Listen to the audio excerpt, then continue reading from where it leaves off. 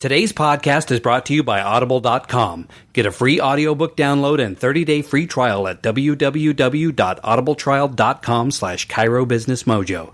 Over 180,000 titles to choose from for your iPhone, Android, Kindle, or MP3 player. Welcome to the Chiro Business Mojo podcast, where we deconstruct the methods, marketing, and mindset of successful business people and chiropractors from around the world. And now your host, Dr. Richard Day. Following a career in advertising and film production, Mr. Bill Esteb was introduced to chiropractic in 1981 when he was asked to write the world's first patient education video. And since then, he's brought his patient's point of view perspective to many facets of the chiropractic profession. He has conducted over 50 in-office consultation and patient focus groups that have provided fodder for 10 books, several of which are used as texts at various chiropractic colleges. He's traveled over 1.4 million miles sharing his unique perspective with chiropractors around the world, and he currently serves as the creative director of Patient Media Incorporated and is the co-founder of PerfectPatients.com. Welcome, Mr. Bill Esteb. Well, thank you. Delighted to be here. I invite you to fill in any gaps in that bio. Well, I'd say that's pretty complete.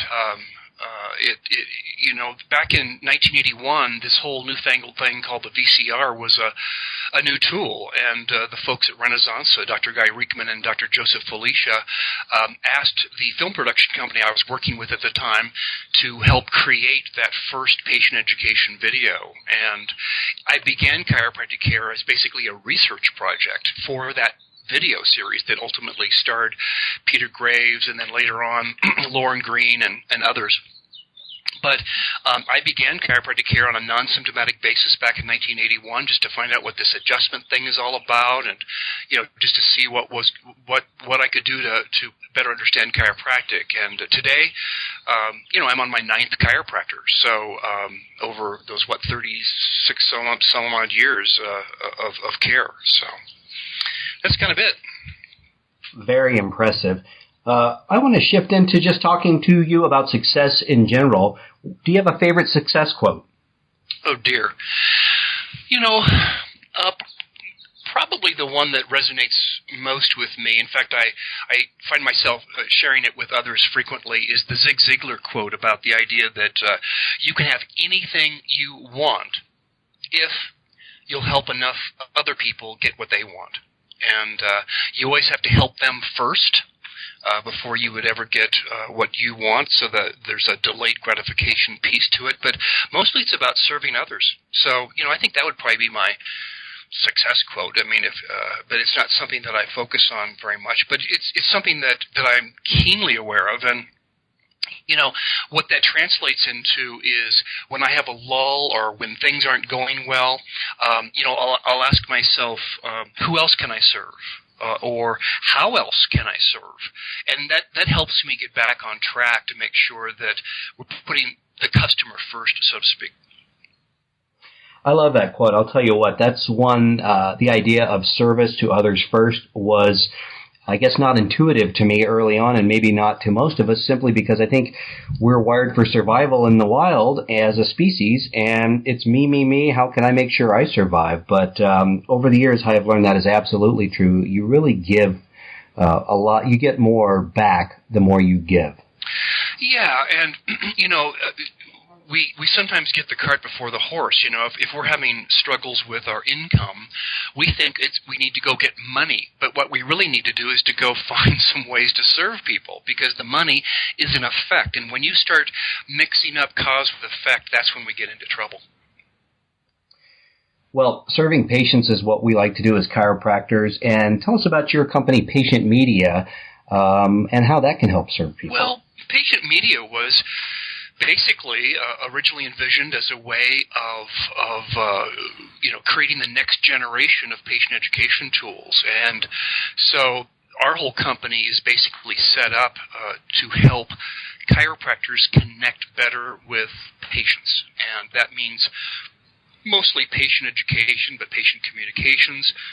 Virtually every product, whether it be a brochure or a poster or a chart or a report tool, is designed to solve some type of communication or marketing challenge for the chiropractor. So that's really what we do. And when we really boil it all down, what we have come to learn is that we're actually in the doctor's success business, not necessarily the patient education business. The patient education is a means to a greater success. And, we frequently hear the old saw that, gosh, if patients knew what you knew, they would do what you do. And while that's not exactly true, because knowing and doing are two very different things, But we want to help chiropractors leverage their time and talent by being able to communicate key chiropractic principles in a powerful and memorable way. So that's really what the business is about.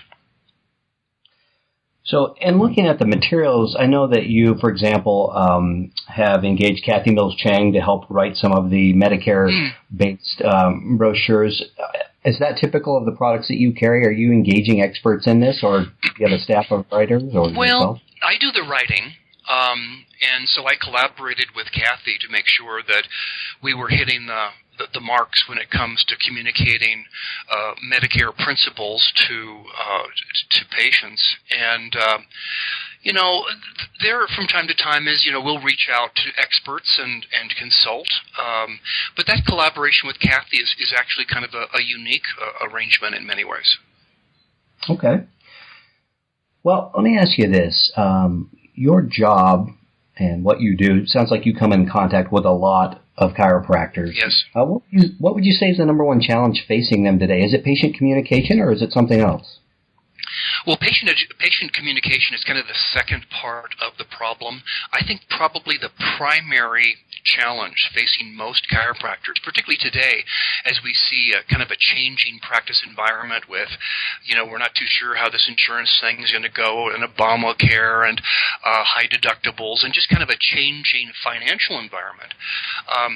But I think the primary challenge that I see a lot of chiropractors facing is marketing. And and that's not advertising. Advertising is a subset of marketing, but it's becoming findable. It's recognizing how new patients choose chiropractors these days. And many chiropractors wanted a practice, but they found themselves in a small business and facing all of the challenges that small businesses face. And we become detached from that business focus because we don't call them customers, we call them patients. And then suddenly by just using that language, we think that patients are different than customers, but they're customers, and they're customers of a professional service and all the rest of it. But being able to be findable, to be able to differentiate yourself and be able to communicate the benefits of your practice or your particular style of chiropractic is really the biggest challenge that I see out there. I wholeheartedly agree with that. I often tell people that are just starting out as chiropractors is that you have more in common with a restaurant or a hotel or another service industry than you may think, because there is an end user, there is a patient/customer experience, and there's a relationship that grows over time. And I tell them, if you look at a restaurant you've recommended to someone, you're going to say that they had good prices, great service, and great food, and you're going to tell your friends and family about it. And if not, you're not going to tell so many people. So I really agree with what you're saying. Well, and it's even deeper than that, and the point being that it is the customer who decides whether you're good or not. It's not the credentials. It's not how many years you've been in practice. It's none of those sorts of things. It's not the super duper laser this or piece of equipment that. It's the patient, or in this particular vernacular, the customer, is who decides whether you're good or not, or even if you got it or not. And that's why making your practice patient-centric rather than adjustment-centric or equipment-centric or procedure-centric or even philosophically-centric is so crucial today. It's the customer who's in charge. So I think that ties in with what we talked about in the introduction. The materials you have at Patient Media are written from a patient point of view. Can you talk a little bit about what that means? Well, sure.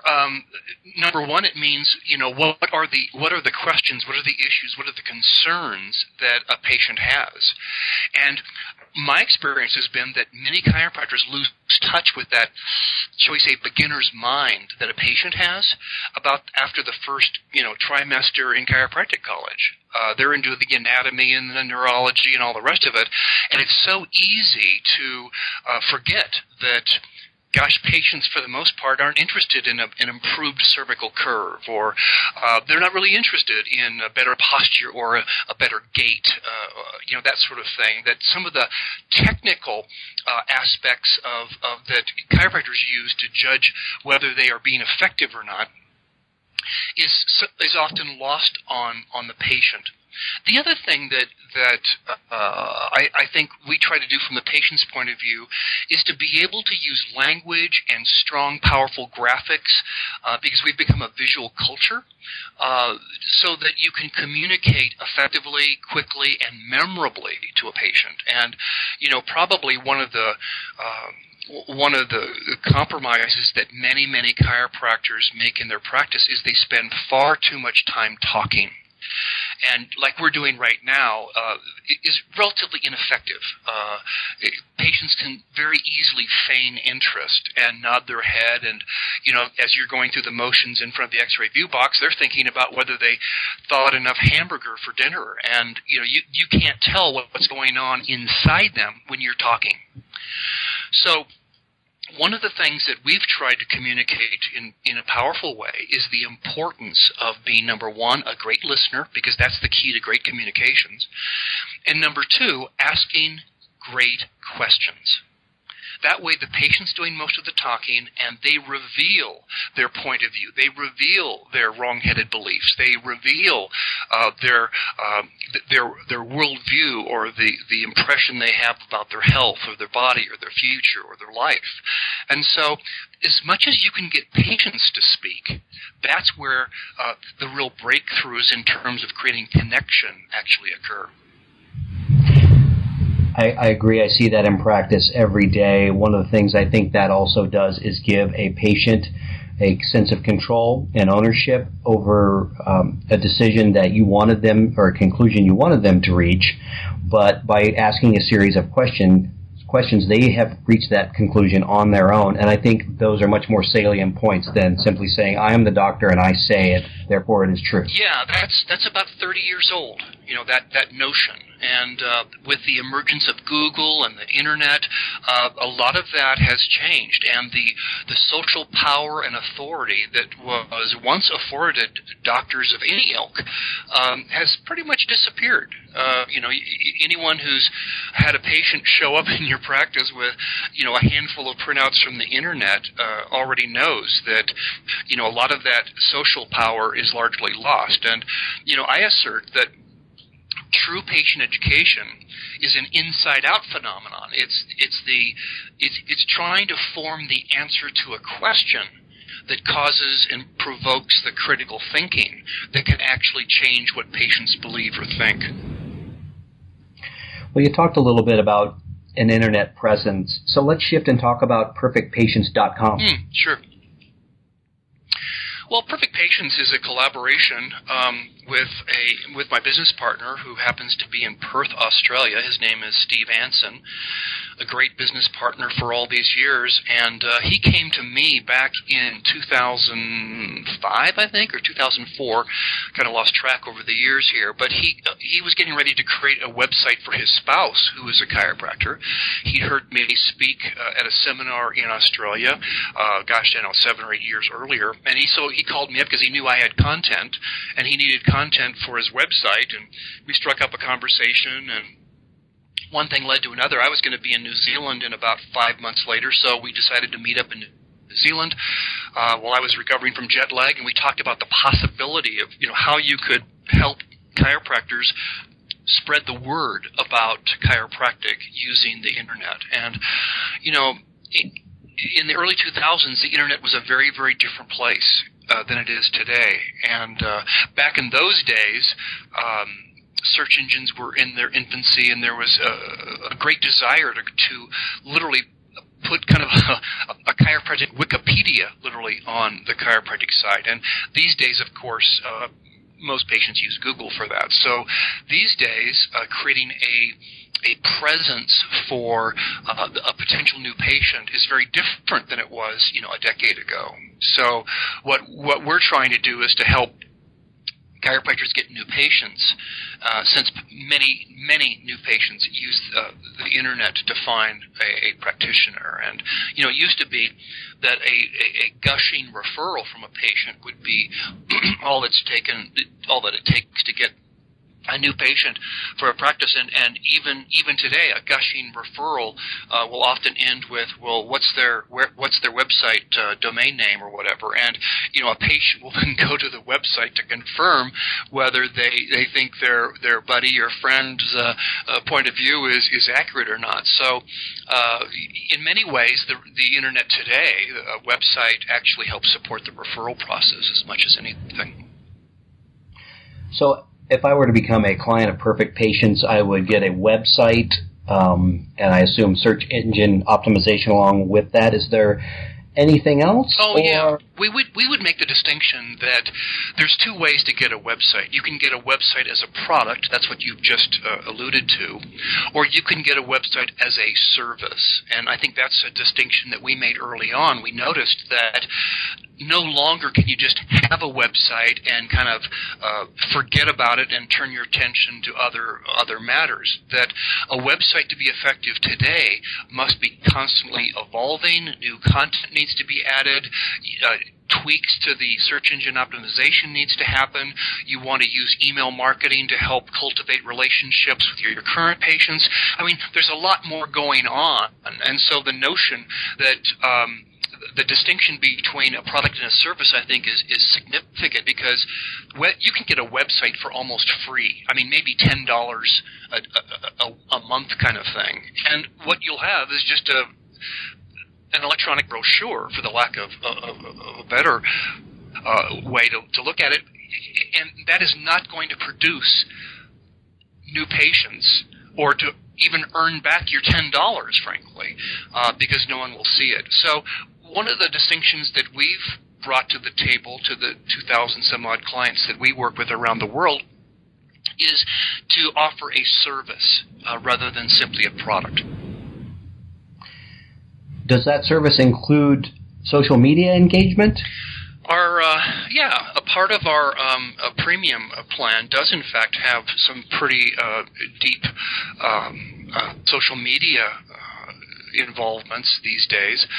One of the challenges, of course, with social media is that it's social, and for you to delegate that type of socialization out to another company or another person is a bit disingenuous and not very authentic.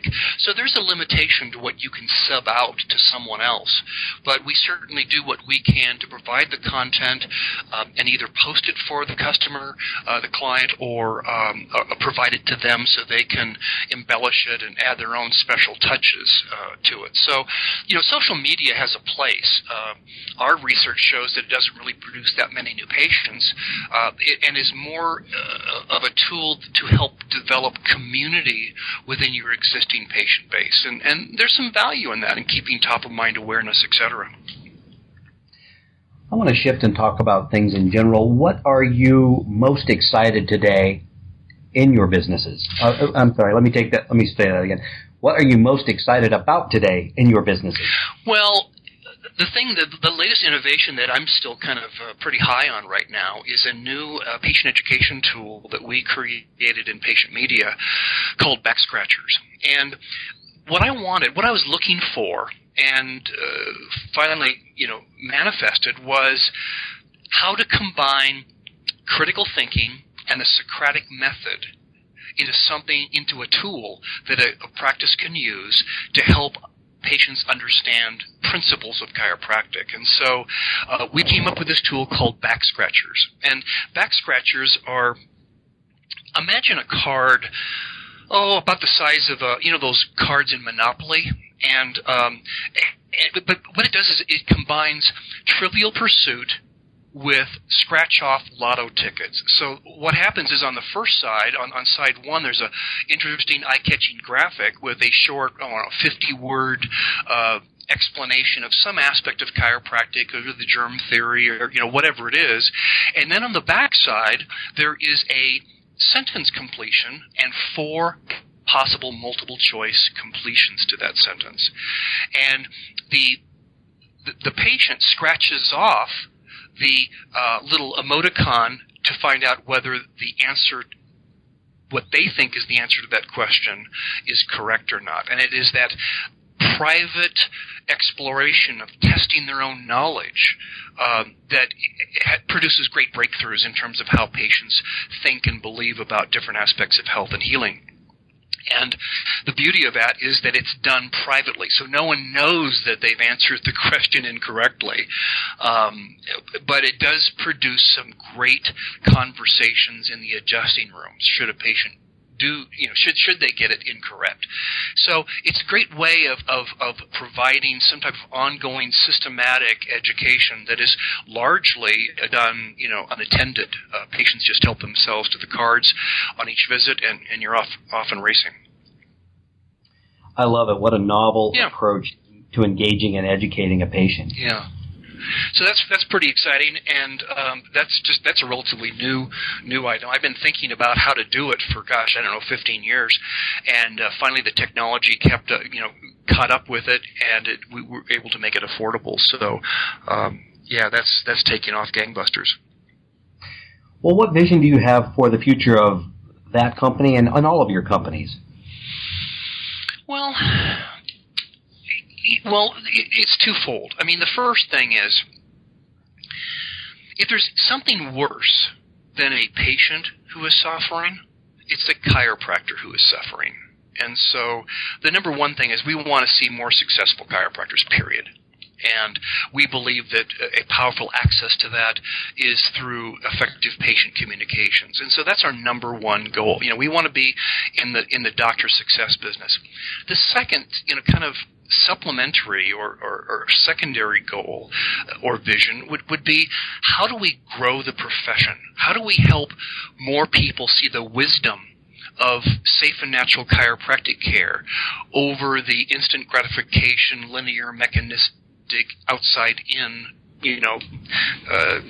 allopathic view that is, permeates our culture. So that's kind of the secondary goal. But, the way you lift up the profession is you lift up the individual chiropractor. And so that's our primary vision, is just to create more successful chiropractors who are having fun, creating significance, feeling like they're making a difference in the world. And that's really what it's all about.